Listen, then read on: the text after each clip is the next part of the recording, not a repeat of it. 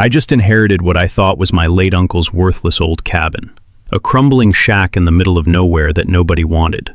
Then one day, a gleaming white Tesla pulls up outside. Out steps HOA President Cordelia Ashworth, blonde, perfectly polished, designer heels sinking into my rotting porch as she bangs on my broken screen door with foreclosure papers. "You have 30 days to tear down this disgusting eyesore, or we'll demolish it ourselves and send you the bill." She's looking down at me like I'm nothing, but while she's threatening me on my own land, I open Uncle Ezra's dusty trunk and find one faded document, an 1872 railroad deed, 1,500 acres. Her entire luxury neighborhood, 300 pristine homes, perfect lawns, community pools, is illegally built on land my family has owned for over 150 years. She just threatened the wrong person. And when I decided to do something about it, karma hit them harder than they ever imagined. What would you have done? Drop your worst HOA horror stories below. Where are you watching from tonight? 2 weeks before everything changed, I was living in a cramped Columbus apartment, fixing electrical problems for people who treated me like furniture. Divorced 6 months, broke as hell, wondering if 47 was too old to start over. My ex-wife got the house, I got the debt, and my electrical contracting business was barely keeping me fed. Then Uncle Ezra died. Barely knew the man. Family black sheep who lived alone in the woods, sent Christmas cards with no return address, and cryptic notes about keeping what's ours. Last time I saw him, I was 12, and he was arguing with my dad about some old family property dispute. Called him a stubborn fool who knew too much for his own good. His lawyer called saying I'd inherited some property in rural Madison County. Sounded like a handful of worthless acres and a tax bill I couldn't afford. The 3-hour drive wound through back roads that made my pickup truck groan on every hill. When I finally found the place, my heart sank. The cabin looked like a movie prop for hillbilly horror. Sagging metal roof, windows held together with duct tape, porch steps that sagged under my weight. Paint had given up trying to stick to weathered siding decades ago. But stepping out of the truck, the silence hit me like a blessing. No traffic, no neighbors screaming through paper-thin walls, just wind whispering through pine needles and the distant gurgle of creek water over stones. Air so clean it made my lungs ache, forest loam and wild honeysuckle instead of exhaust fumes and desperation. Inside wasn't much better. Furniture draped in dusty sheets, mouse turds scattered across warped floorboards. That particular smell of abandonment, musty wood smoke mixed with decades of solitude. But the bones were solid. Hand-hewn oak beams, fieldstone foundation, the kind of craftsmanship that died with the men who built it. Uncle Ezra's final letter sat on the kitchen table. "Sawyer, don't let them steal what's rightfully ours. Check the trunk. The truth's been waiting long enough. E.B." I spent the first week making it livable. Rewiring dangerous electrical, patching the roof, clearing out enough junk to sleep without breathing dust clouds. The nearest neighbors were supposedly some fancy development called Millbrook Estates, but thick forest blocked any view. Perfect. Maybe I could finally think straight without listening to other people's lives bleeding through apartment walls. That's when Cordelia Ashworth came calling. I was replacing rotted porch boards, hammer in hand, when designer heels clicked across my gravel driveway.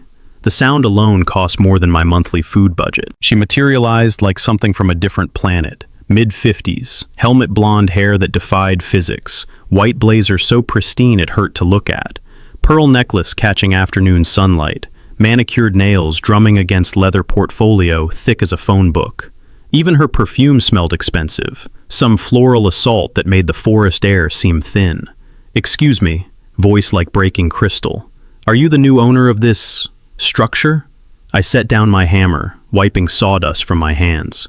"Sawyer Blackwood, yeah, inherited it from my uncle." Her nose wrinkled like she'd stepped in something dead. "I'm Cordelia Ashworth, president of the Millbrook Estates Homeowners Association." She handed me a business card, raised lettering on stock thick enough to cut bread. "Our community manages 312 homes with a $2.3 million annual budget. We maintain certain standards." Good for you. The cabin violates multiple aesthetic guidelines protecting property values. The condition, the obvious maintenance failures, frankly, it's an eyesore that reflects poorly on our entire area. I glanced around at towering pines, bird songs, complete isolation from whatever McMansion paradise she represented. Lady, your neighborhood's invisible from here. Nevertheless, her smile belonged in a shark documentary. You have 30 days to remove this disgusting structure, or we'll have the county condemn it. While she delivered her threat, looking down at me like something she'd scrape off her Louboutins, Uncle Ezra's mysterious trunk sat right behind her through the open door. Time to see what truth had been waiting. 3 days after Cordelia's little visit, I learned how rich people wage war on poor folks. I was installing new electrical outlets, proper GFCI protection, everything by the book, when a white county truck crunched up my gravel driveway. Out stepped Dale Thornbury, building inspector, clipboard clutched like a shield, and sweat already beading his forehead, despite the cool morning air. Mr. Blackwood? Got some reported violations to investigate. He handed me papers thick enough to stop a bullet. 14 separate code violations, each carrying fines that made my divorce look cheap.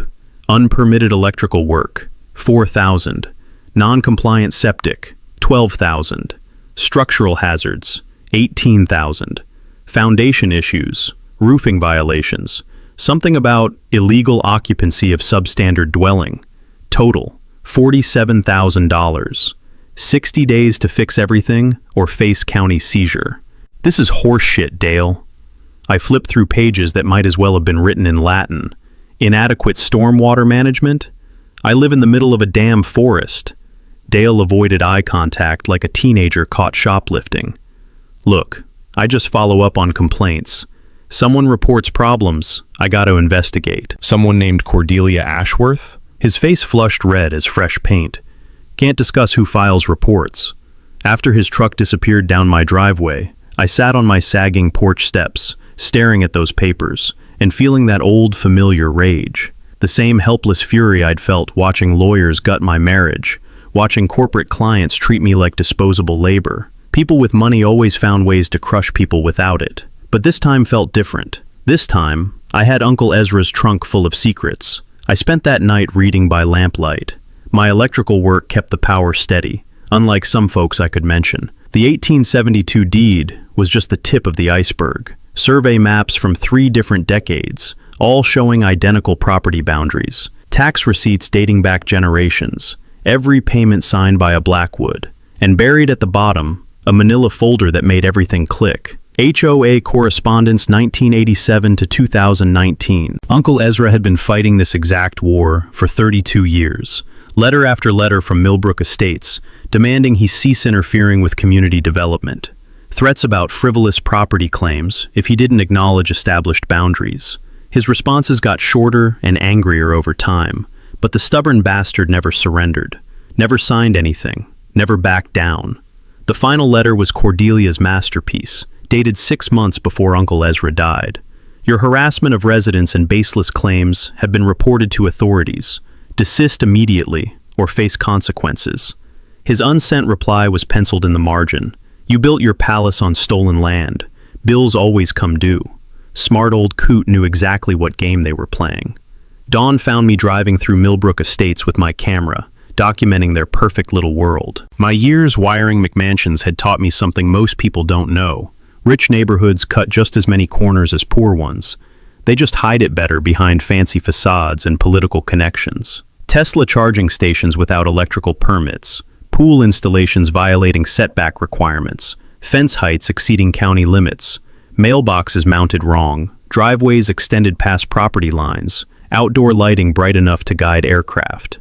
But Cordelia's house was the crown jewel, a monument to expensive taste with one glaring flaw. Her Tesla charging station, sleek and modern as tomorrow, wasn't just unpermitted.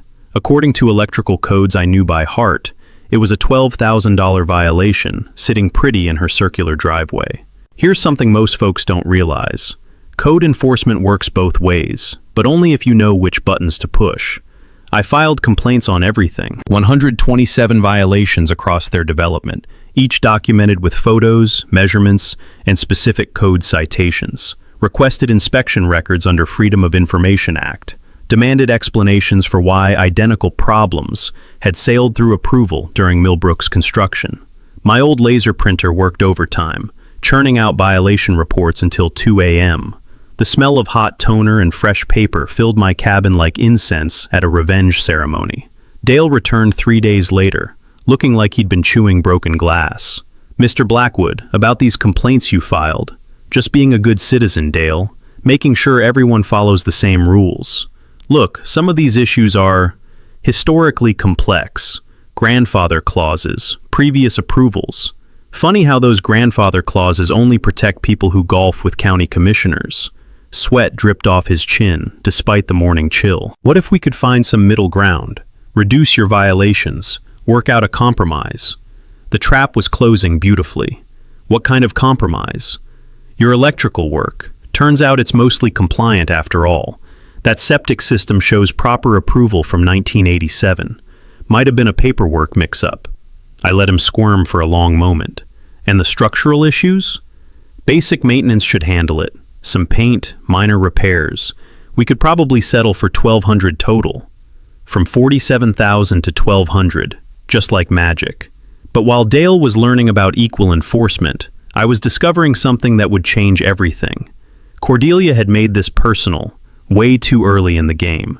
Cordelia's next move proved she'd learned absolutely nothing from Dale's little lesson in equal enforcement. I was savoring morning coffee on my porch, listening to bird songs that didn't give a damn about property values, when her white Tesla carved fresh ruts in my gravel driveway. This time she brought muscle, some sharp-dressed lawyer in a midnight blue Mercedes whose hourly rate probably exceeded my monthly income.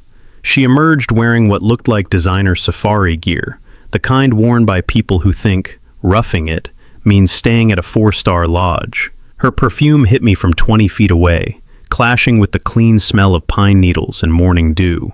"Mr. Blackwood, we need to discuss your illegal interference with essential community infrastructure." "Morning, Cordelia. Beautiful day for making threats, isn't it?" The lawyer, Brennan Sheffield according to his embossed business card, unfolded legal papers like he was presenting surrender terms.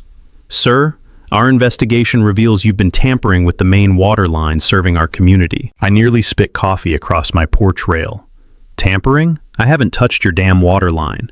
"Nevertheless," Cordelia's voice could freeze antifreeze, "that line crosses your property without authorization. We're prepared to offer compensation, $500, one-time payment for a permanent easement, $500 for unlimited access to my land. These people truly believed I was born yesterday and raised stupid." "What if I decline your generous offer?" Sheffield delivered his practiced intimidation speech. "We'd pursue legal action for interference with essential services. The county takes water disruption very seriously, Mr. Blackwood." After they roared away in their German engineering, I did what any curious property owner would do. Went hunting for this mysterious water line they were sweating about. An hour of tramping through my woods revealed their little secret. 6-inch main pipe running straight through my property like an interstate highway, marked with cheerful blue flags. The real prize was the maintenance building surrounding the main junction. Concrete block structure, industrial locks, sitting pretty on my side of any reasonable property line. The kind of shed that screams, "Expensive equipment lives here." That evening found me at the courthouse, digging through dusty permit files like Uncle Ezra had taught me to do. The waterline installation story read like a bureaucratic comedy show. Original permits from 1991 showed the contractor raising red flags about property ownership, but the township was neck-deep in what they called administrative modernization, computer systems being upgraded, old records digitized, property boundaries getting lost in translation. The contractor's notes were gold, unable to contact actual property owner for easement permission. Proceeding under township guidance, that land appears to be public domain during transition period. They'd built their entire water system during the one brief window when nobody knew who owned what. Sometimes timing is everything, and sometimes it bites you in the ass 30 years later. Back home, I installed a digital flow meter at their junction box. Amazing what you can buy online these days. The numbers were eye-opening. 34,000 gallons daily, flowing through unauthorized pipes crossing my land, like I was running a charity water service. That's when I remembered something from my apprenticeship days, working with an old-timer who'd handled industrial water rights. Property ownership includes what lawyers call subsurface rights: water, minerals, everything beneath your soil. When someone runs pipes through your land without permission, they're not just trespassing. They're stealing your resources, and the law takes that seriously. I spent the next morning calculating what Millbrook Estates owed me for 33 years of unauthorized water usage. Commercial easement rates in Ohio run about 15 cents per 1,000 gallons, plus monthly access fees. Add compound interest at legal rates, and the numbers got beautiful fast. $192,000 in back payments, plus ongoing monthly rent. Sheffield's business card was still on my kitchen table, so I gave him a call. "Mr. Sheffield? Sawyer Blackwood. I've reconsidered that easement discussion." "Excellent. My clients will be pleased you're approaching this reasonably." "Oh, I'm being very reasonable. I'll grant your water easement for fair market value." "Which would be?" $192,000 in back payments, plus $500 monthly going forward. The silence stretched longer than my last marriage. Finally, "Mr. Blackwood, no court would support such excessive. Actually, property courts love clear documentation. I've got flow meters, installation permits, and 30 years of unauthorized usage. Feel lucky about those odds? We'll need time to research alternatives." "Clock's ticking, counselor. Compound interest never sleeps." That afternoon, my phone rang with an unexpected voice from the past. Maya Restrepo, union electrician I'd worked with years back, had seen my name bouncing around Facebook posts about HOA troubles. Turns out her union was investigating wage theft by contractors who'd built half of Millbrook Estates. "Sawyer, you still got that photographic memory for electrical systems? What kind of wage theft are we talking about?" 340 grand worth, and we need someone who understands how these fancy developments get wired. Sometimes the universe delivers exactly the allies you need. Cordelia's third attack hit where I least expected, through the grapevine of small-town gossip, where rich people think they own the narrative along with everything else. Started at Betty's Diner on a Tuesday morning. I was working through scrambled eggs and coffee strong enough to wake the dead, when conversations around me shifted like wind before a storm. Heard my name whispered between bites of toast, words like unstable and violent tendencies floating through bacon grease and cigarette smoke that clung to everything like small-town memories. By lunch, every mailbox in 3 counties had received the Millbrook Estates newsletter, a masterpiece of character assassination titled "Protecting Our Families from Dangerous Elements." Cordelia had crafted her poison carefully, never mentioning my name while painting a picture of some deranged hermit threatening innocent families. References to recent arrivals with documented mental health issues, individuals with histories of financial failure, and potential violence against law-abiding homeowners. The witch had done her homework. Somehow discovered my divorce details, my struggling electrical business, even the fact that I'd seen a therapist after my ex-wife emptied our accounts and disappeared with her yoga instructor. All twisted into evidence that I was some hillbilly psychopath plotting against suburban paradise. Facebook exploded like a social media bomb. Concerned for our children's safety, property values under attack, should we call the sheriff?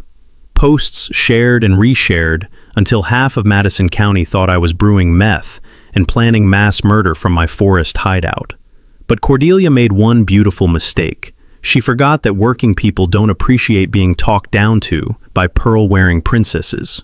Maya Restrepo showed up that Thursday evening, union coveralls still dusty from a long day pulling wire, carrying beer that tasted like friendship and revenge mixed together. We sat on my porch watching fireflies dance between pine trees while she told me about her cousin who'd been screwed over by Pinnacle Construction. 43 guys got robbed on that Millbrook job, she said, crushing an empty can with calloused hands. Promised union wages, paid piecework, then vanished when payday came. $340,000 in stolen money. The smell of her Marlboro mixed with wild honeysuckle while she explained how these things worked. Federal investigators loved cases involving rich developments built on stolen labor.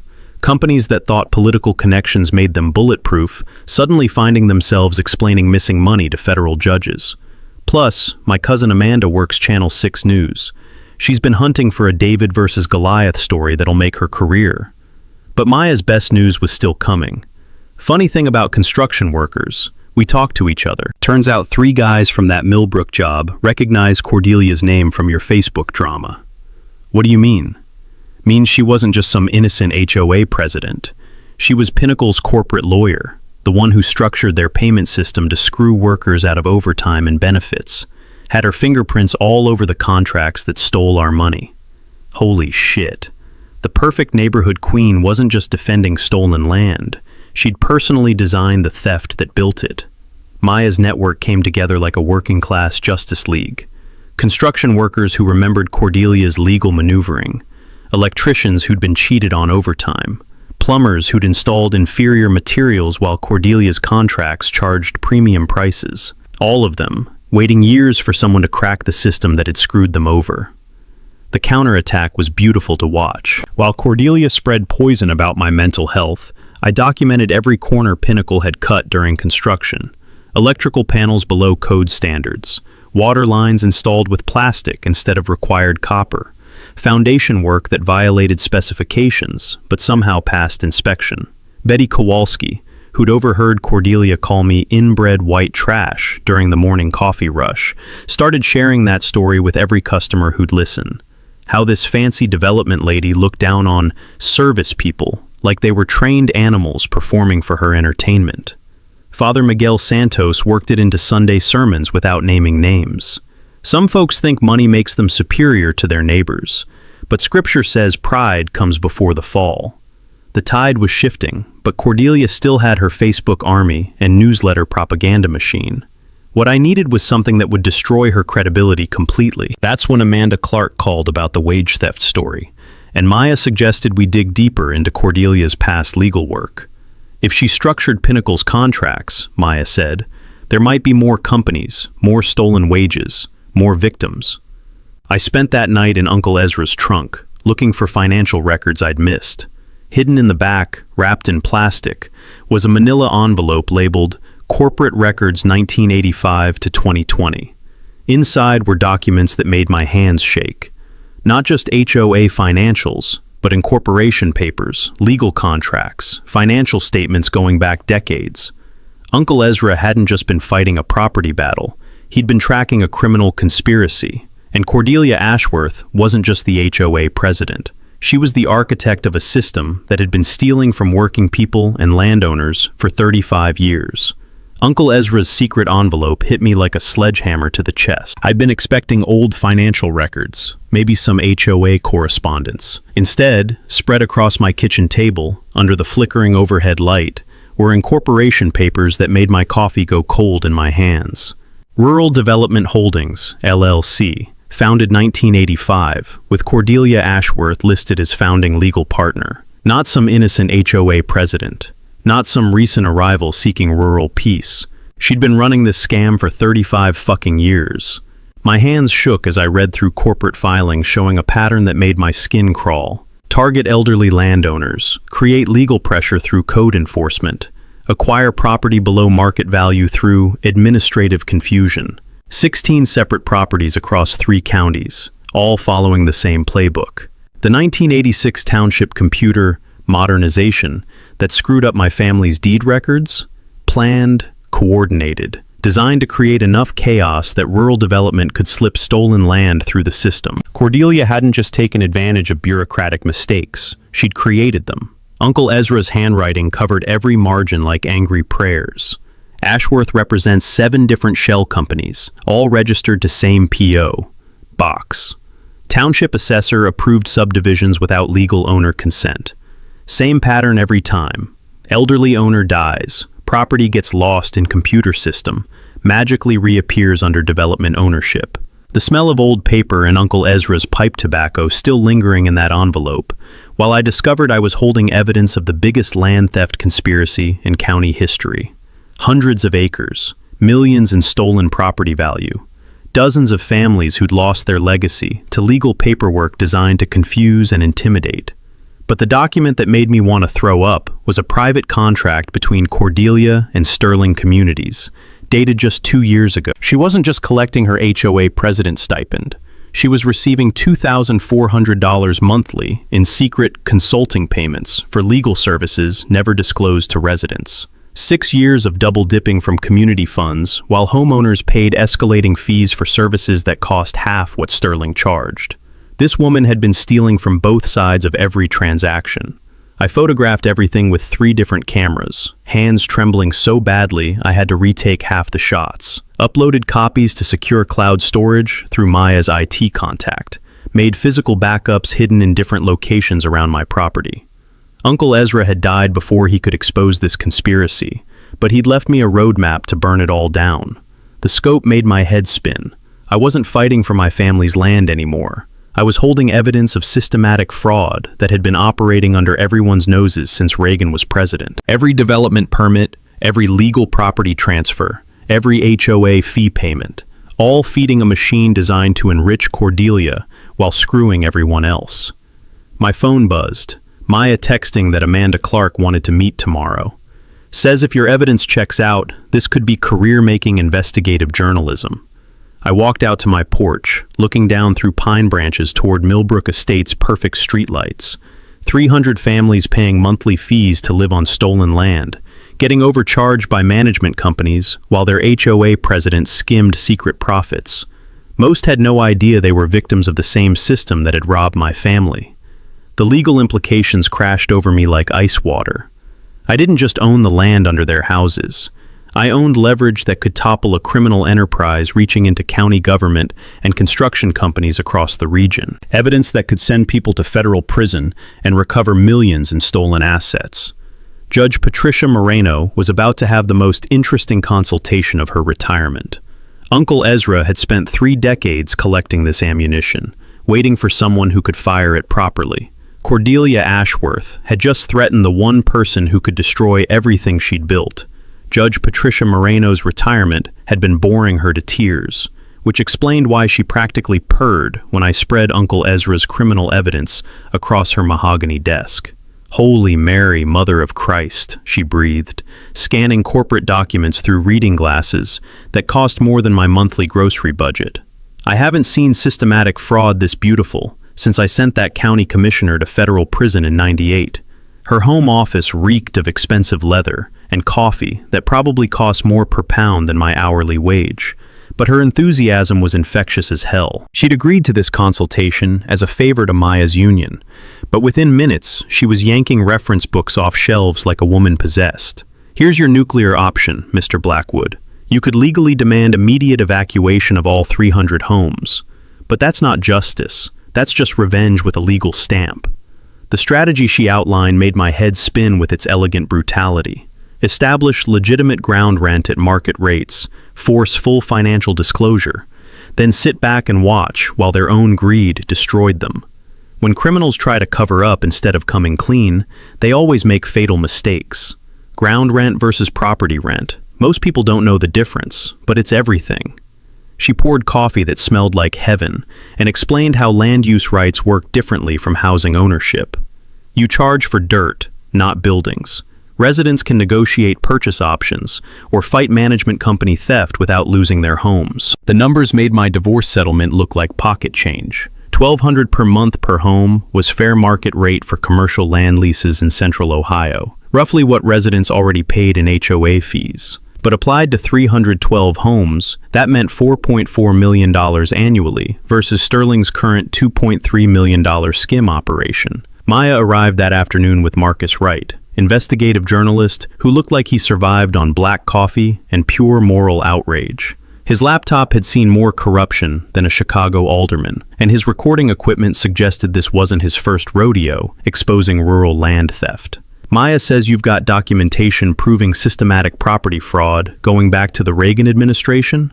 3 hours of cross-referencing corporate filings with construction permits revealed a conspiracy that made Watergate look like shoplifting. Marcus photographed everything with professional precision, while Maya sketched power structure diagrams on coffee-stained napkins, her electrician's brain mapping criminal networks like complex wiring systems. "This isn't local corruption anymore," Marcus said, the smell of his chain smoking mixing with pine sap from my wood stove. "Rural Development Holdings connects to shell companies in 3 counties. We're looking at potential federal charges, mail fraud, wire fraud, maybe RICO if we can prove ongoing conspiracy." That evening brought Father Miguel Santos with fresh coffee and 20 years of wisdom mediating neighbor disputes gone nuclear. His pipe tobacco scented my cabin like old churches, his calm presence steadying my growing rage at the scope of what we'd uncovered. Truth-telling requires community healing, he said, studying legal documents with the careful attention of someone who'd watched greed destroy too many families. But most homeowners are victims here too. Separating innocent residents from criminal leadership, that's where real justice lives. He volunteered his church as neutral ground for community meetings once the legal earthquake started. Help families understand purchase options, negotiate payment plans, anything that kept people in their homes while dismantling the theft machine that had been robbing everyone. The next morning's surveyor crew worked like military engineers, using GPS technology to establish property boundaries that would survive any court challenge. The satisfying ping of steel stakes driven into rocky soil marked the exact 1,500-acre boundary encompassing every inch of Millbrook Estates. Property disputes evaporate when everyone can see precisely where lines are, the lead surveyor grinned, sweat beading his forehead despite morning chill. But the real satisfaction came from installing my security network. Trail cameras covering key access points, utility monitoring equipment tracking every gallon and kilowatt crossing my land. Maya's IT contact helped set up documentation systems that would automatically record any harassment attempts or utility theft. Marcus spent the weekend interviewing construction workers who'd been screwed by Pinnacle and related companies, building a victim database that read like a federal prosecutor's dream case. His editor was already clearing front page space for what looked like career-making investigative journalism. Judge Moreno crafted legal notices with surgical precision, establishing ground rent while offering reasonable settlement paths, 30 days for residents to acknowledge reality and begin negotiations, certified mail to every homeowner individually, making it impossible for criminal leadership to control the narrative or intimidate families into silence. The coalition was locked and loaded. Evidence bulletproof, allies positioned, legal strategy designed to give criminals exactly enough rope to hang themselves. But late that night, staring at Millbrook's perfect streetlights through my cabin windows, I felt something unexpected. Sympathy for the families who'd bought homes in good faith, never knowing their dream community was built on decades of theft. Time to introduce Cordelia to consequences while protecting the innocent people she'd been robbing along with everyone else. Cordelia's panic response came exactly 48 hours after 312 certified letters landed in Millbrook mailboxes, and it was even more desperate than I'd hoped. My trail cameras caught her white Tesla prowling my property line at 3 a.m., headlights cutting through forest darkness like searchlights hunting for weaknesses. She sat in her car for 20 minutes, engine running, probably making frantic phone calls to lawyers who were charging emergency consultation rates to deliver bad news. The emergency HOA meeting she called for that Thursday night was pure theater. I parked across the street from their community center, watching residents file in with grim faces and certified letters clutched like evidence in murder trials. Through the windows, I could see Cordelia pacing at the front of the room like a caged animal, her designer composure finally cracking under pressure. Maya's union contact had wired the building for electrical work 6 months earlier and accidentally left behind some very sensitive recording equipment. What we captured was better than Christmas morning.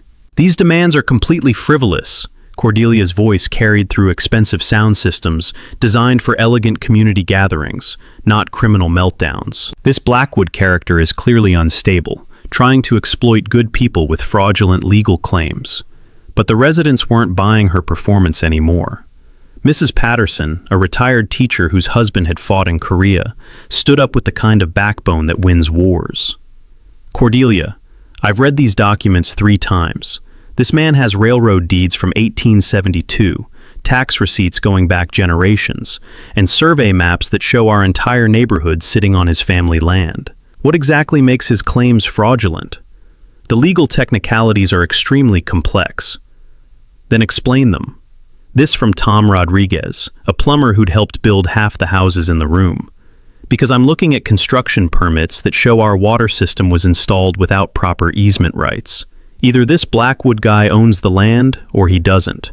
Which is it?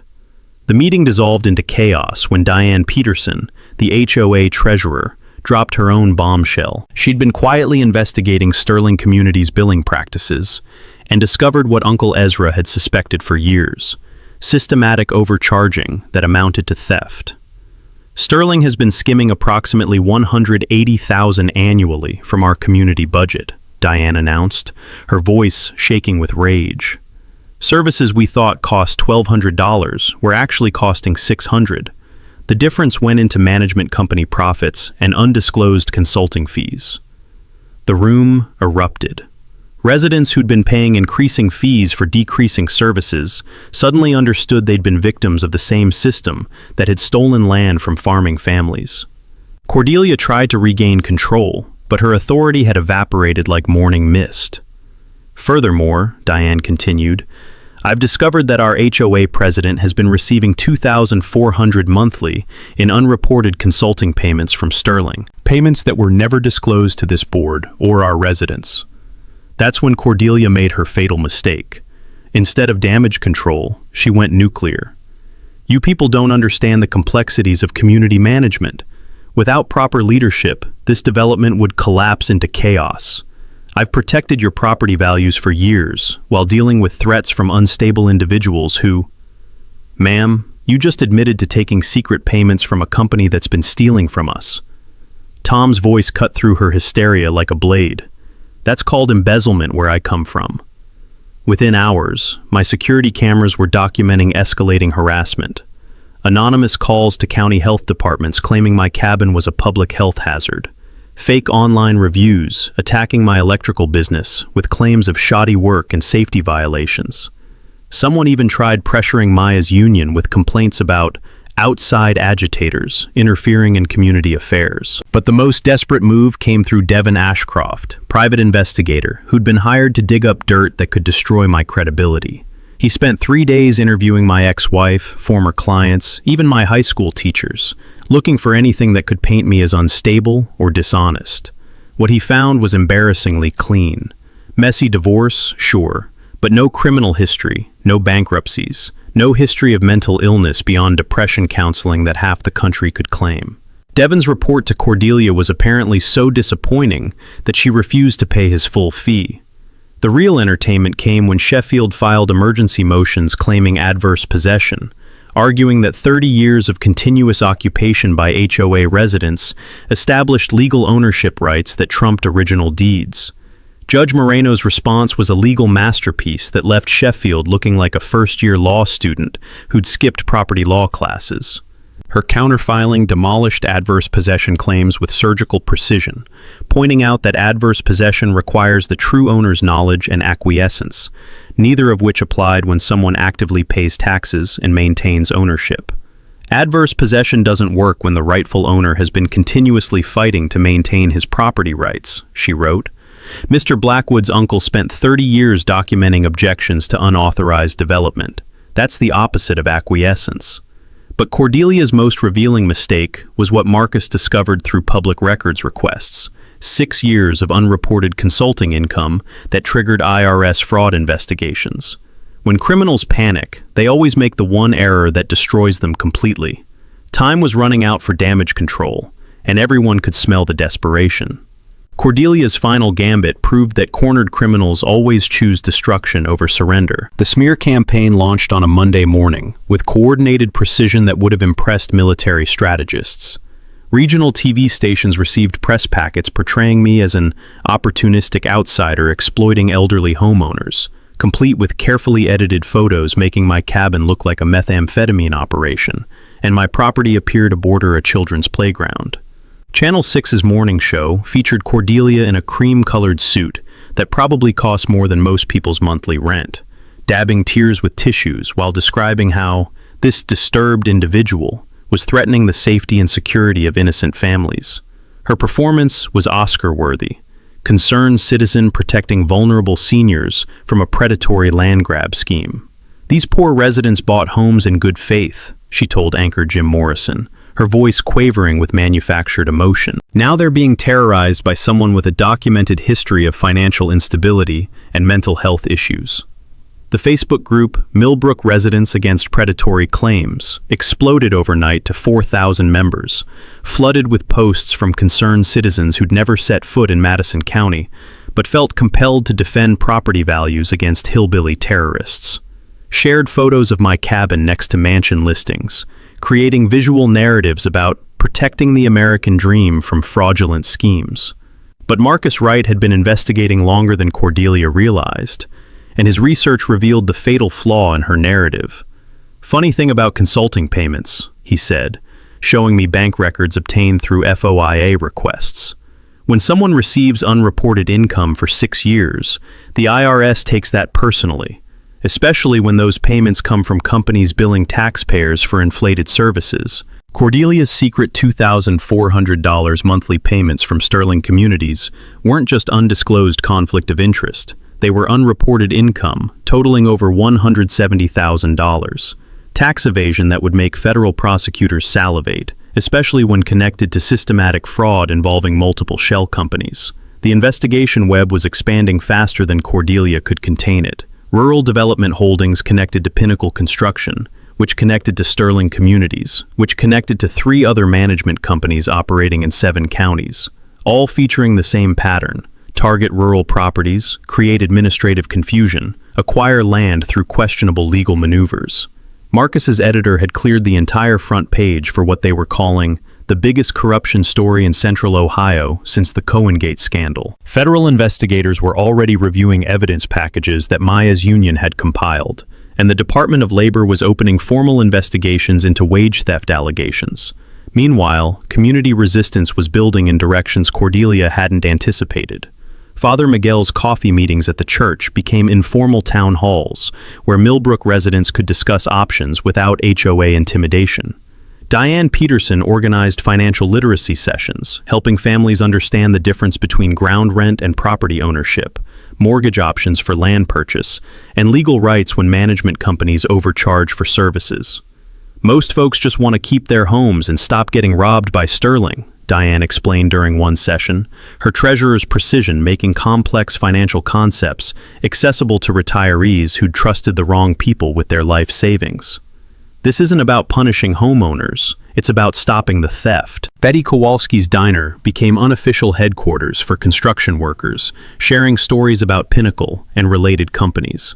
The coffee shop bulletin board filled with contact information for federal investigators, labor lawyers, and victim advocacy groups. What started as individual grievances was becoming organized resistance against systematic exploitation. But Cordelia's most destructive move targeted the wrong person entirely. She hired Devin Ashcroft to investigate Maya's union activities, hoping to find evidence of outside agitation or professional troublemaking that could discredit our entire coalition. Devin spent 2 weeks digging through Maya's background, interviewing employers and union colleagues, looking for anything that could paint her as a radical activist with ulterior motives. What he discovered instead was a decorated electrical worker with 15 years of spotless service, safety awards from multiple employers, and a reputation for helping younger workers navigate apprenticeship programs. Devin's report to Cordelia was apparently so positive that she accused him of being compromised by union bribes. That's when Devin made the phone call that ended Cordelia's campaign. "Mr. Wright, this is Devin Ashcroft, private investigator. I think you need to know what Cordelia Ashworth just asked me to fabricate about Maya Restrepo." Marcus recorded every word of Devin's account, Cordelia demanding he create false evidence of union corruption, offering additional payment for testimony that could discredit Maya's credibility, threatening to ruin his investigative business if he didn't manufacture the dirt she needed. Conspiracy charges just upgraded to witness tampering and obstruction of justice. The final community meeting before my town hall appearance was held at Father Miguel's church, packed with residents who'd finally seen through Cordelia's manipulation. The vote was unanimous. Negotiate directly with me for reasonable land purchase options, while demanding criminal prosecution of everyone who'd been stealing from the community. Cordelia Ashworth had declared war on the wrong coalition. Time to finish what Uncle Ezra started. The township meeting room hadn't seen crowds like this since the factory closure of '89. 187 people, crammed into a space designed for 60, with overflow crowds spilling into hallways and parking lots, where Channel 6 had set up live broadcast equipment. The air inside felt electric with nervous tension, coffee breath and anxious sweat, mixing with the musty smell of decades-old carpet that had witnessed countless bureaucratic battles, but never anything approaching this scale of community drama. I arrived early, carrying a leather portfolio that contained everything: original deeds, survey maps, financial records, and Marcus's investigative files documenting 30 years of systematic theft. Judge Moreno sat in the front row, her presence lending legal gravitas that made county commissioners visibly uncomfortable. Cordelia swept in fashionably late, accompanied by Sheffield and 2 other lawyers whose hourly rates could have funded small governments. She'd chosen a navy suit that screamed, trustworthy professional, but her eyes darted around the room like a trapped animal calculating escape routes. Commissioner Earl Hoffmaster called for order with a gabble that sounded like gunshots in the packed space. We're here to address property disputes between Millbrook Estates HOA and Mr. Sawyer Blackwood. Ms. Ashworth, you requested this public forum. Cordelia's PowerPoint presentation was a masterclass in misdirection and emotional manipulation. Slides showing property value charts, photographs of happy families, testimonials from concerned residents about the devastating impact of frivolous legal terrorism on our peaceful community. This is fundamentally about protecting the American dream, she declared, her voice carrying through sound systems designed for municipal announcements, not criminal defense speeches. Hardworking families who invested their life savings in homes that represent security, stability, and hope for their children's future. She painted me as an opportunistic outsider, exploiting legal technicalities to destroy innocent lives. Her words carefully crafted to avoid mentioning the inconvenient reality of whose land everyone was actually sitting on. But when she finished her performance and opened the floor for questions, the room shifted like a weather front moving through. Mrs. Patterson stood first, her retired teacher authority cutting through political theater like a blade. Miss Ashworth, I've read Mr. Blackwood's documentation extensively. Railroad deeds from 1872, continuous tax payments by his family, survey maps confirming property boundaries. What specific evidence proves his claims are fraudulent? The legal complexities require professional interpretation. I spent 40 years teaching high school students to analyze primary sources, Mrs. Patterson interrupted. These documents appear authentic and comprehensive. Either Mr. Blackwood owns this land legally, or he doesn't. Which is it? Tom Rodriguez rose from the middle section, his plumber's common sense cutting through legal double talk. More importantly, why didn't anyone tell us about the unreported consulting payments you've been receiving from Sterling Communities? $2,400 a month for 6 years. That's over $170,000 in secret income from the company that's been overcharging us. The room erupted in angry murmurs. Residents who'd been paying increasing HOA fees while receiving decreasing services suddenly understood they'd been funding Cordelia's private enrichment scheme, along with management company theft. Diane Peterson delivered the killing blow with treasurer's precision. I've completed independent audits of our community finances. Sterling Communities has systematically overcharged our HOA approximately $180,000 annually for the past decade. Services we believed cost $1,200 were actually costing $600. The difference funded management profits and undisclosed consulting fees. Cordelia tried desperately to regain control. You people don't understand community management complexities. Without professional oversight, property values would collapse. I've protected this development from numerous threats. Ma'am, Sheriff Daniel Rodriguez interrupted from the back of the room, his uniform lending authority that silenced the crowd instantly. You just acknowledged receiving undisclosed payments from a vendor billing your community. That's textbook embezzlement. The moment of perfect silence stretched like held breath before Commissioner Hoffmaster spoke the words that changed everything. Ms. Ashworth, in light of documented evidence presented tonight, the county acknowledges Mr. Blackwood's legitimate property ownership claims. Furthermore, we're referring financial irregularities involving HOA management to appropriate state and federal authorities. Judge Moreno stood with the slow dignity of someone who'd spent decades watching justice unfold in courtrooms. For the record, Mr. Blackwood owns this land legally, completely and indisputably. The only remaining question is whether this community chooses reasonable negotiation or court-ordered resolution.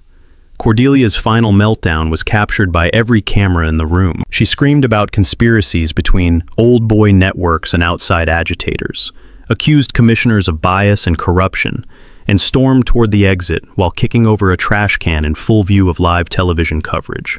The township voted 4-1 to facilitate formal mediation, establishing 30-day negotiation periods and temporary ground rent of $400 monthly during settlement discussions.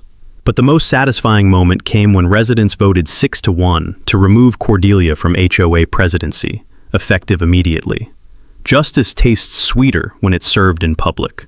5 months later, I was standing on my renovated porch, watching the sunrise paint gold across a valley, where everything had changed for the better. The final settlement had taken 3 months of mediation that proved Father Miguel's wisdom about community healing.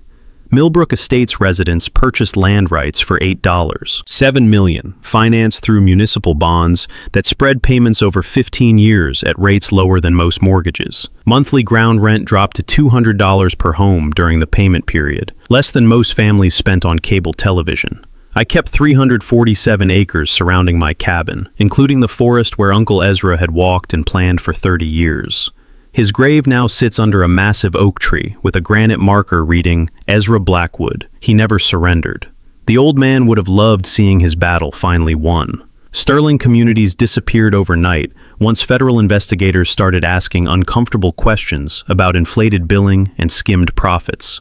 The new resident-managed HOA, led by Diane Peterson and Tom Rodriguez, cut community expenses by 40%, while improving services through local contractors who actually lived in the area they served. Cordelia Ashworth relocated to Florida after her IRS settlement consumed most of her assets, and her law license got suspended pending criminal investigations. Last I heard, she was selling real estate in Tampa and driving a Honda Civic instead of a Tesla. Funny how quickly life can humble people who think money makes them untouchable. The $2.1 million I invested in township infrastructure improvements funded road repairs, upgraded water systems, and high-speed internet that brought the entire county into the digital age. Betty's Diner got a new roof and kitchen equipment that made her famous biscuits taste even better, if that was possible. But the project that meant the most was the Blackwood Community Center, built with settlement funds and designed by residents who understood what rural communities actually need. Not another sterile municipal building, but a space where farmers could host harvest festivals, kids could learn trade skills, and families could gather without driving 30 miles to find somewhere affordable. The annual Heritage Days Festival celebrates regional history that goes deeper than suburban developments and HOA regulations. Local craftsmen demonstrate blacksmithing, woodworking, and electrical skills that built this area before corporate developers discovered it.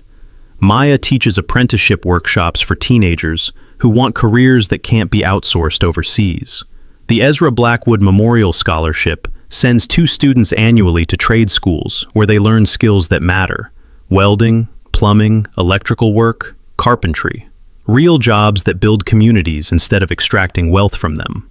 Uncle Ezra would have appreciated the irony that his final victory funded opportunities for young people Cordelia's crowd had always looked down on. My electrical contracting business expanded beyond anything I'd imagined during those dark divorce days. Turns out there's huge demand for honest contractors who treat customers with respect, charge fair prices, and understand that good work speaks louder than marketing budgets. I've got more projects than I can handle, all from word-of-mouth recommendations in communities where reputation matters more than advertising. Amanda Clark's investigative series won a regional journalism award and sparked federal investigations that recovered millions in stolen wages for construction workers across 3 counties. Marcus Wright's follow-up articles documented how rural land rights abuse connects to broader patterns of corporate extraction that leave local communities poorer while enriching distant investors. The personal changes surprised me most. I'm dating Amanda now. Turns out shared battles against corruption make excellent foundations for relationships built on mutual respect instead of shared debt. My renovated cabin combines modern amenities with historical character. Solar panels humming quietly where Uncle Ezra's old generator used to roar. Every morning I drink coffee on my porch, while watching deer graze in meadows that belong to my family again. The American flag flies beside a newly planted oak tree that will shade future generations of Blackwoods, who'll never have to fight the battles Uncle Ezra and I fought. Remember, corrupt systems only survive when good people stay silent. But when neighbors support each other and regular folks refuse to be intimidated by money and lawyers, justice still works in America. Drop a comment sharing your worst HOA nightmare. I read every single one, and some of your stories make mine look like minor parking disputes. And if watching bullies get what they deserve makes your day brighter, smash that subscribe button. We're just getting started exposing how ordinary people can fight back against systems designed to crush them. Sometimes David doesn't just beat Goliath. Sometimes he becomes Goliath's landlord.